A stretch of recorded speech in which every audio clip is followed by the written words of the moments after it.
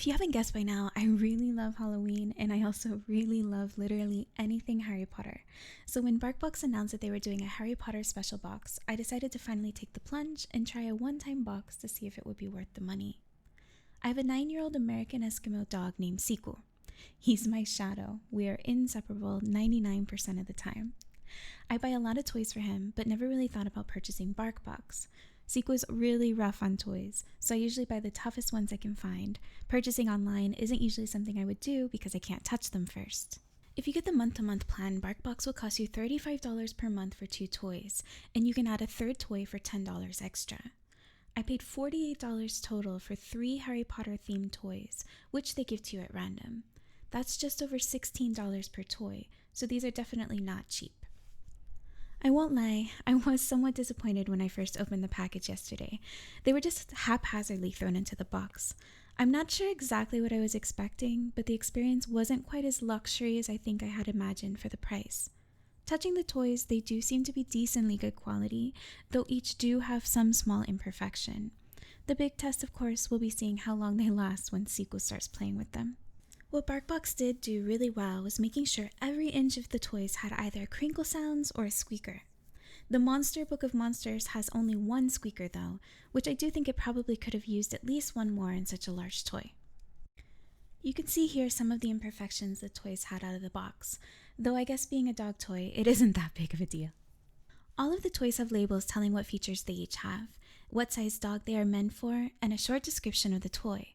I purchased the medium-sized box since Siku is about 25 pounds, and 2 of the toys are labeled for medium to large dogs, which honestly is great for Siku since he has such a high chew drive, so he does typically like toys made for larger dogs anyway. I think if I were to purchase this box again, I would probably buy a large box since I think he would enjoy that even better. The wand was definitely my favorite in this box. It has a really large squeaker inside that runs almost the entire length of the toy.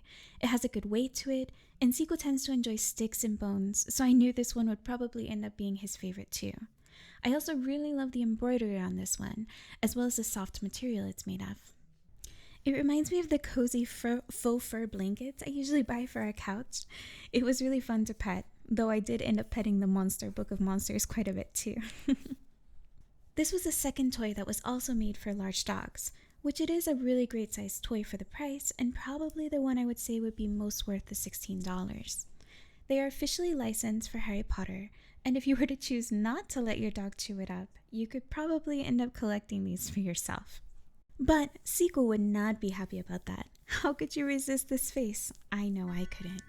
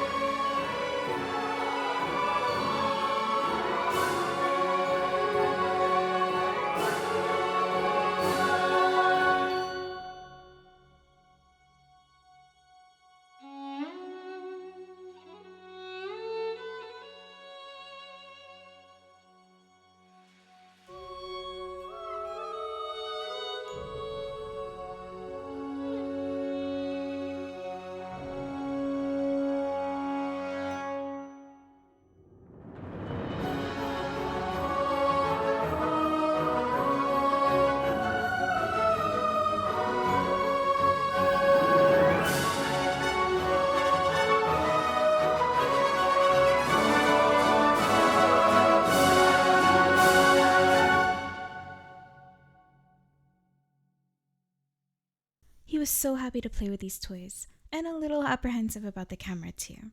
He was confused why I was there but not playing with him, so I ended up stopping the camera several times to throw toys around for him.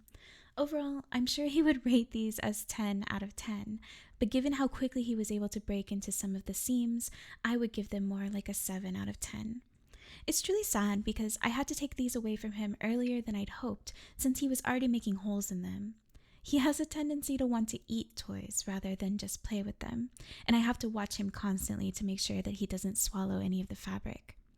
All 3 of the toys were broken within 30 to 40 minutes. I will show you the aftermath at the end of this video, but they were definitely not 100% destroyed, just broken enough that I wouldn't trust him to play with them anymore.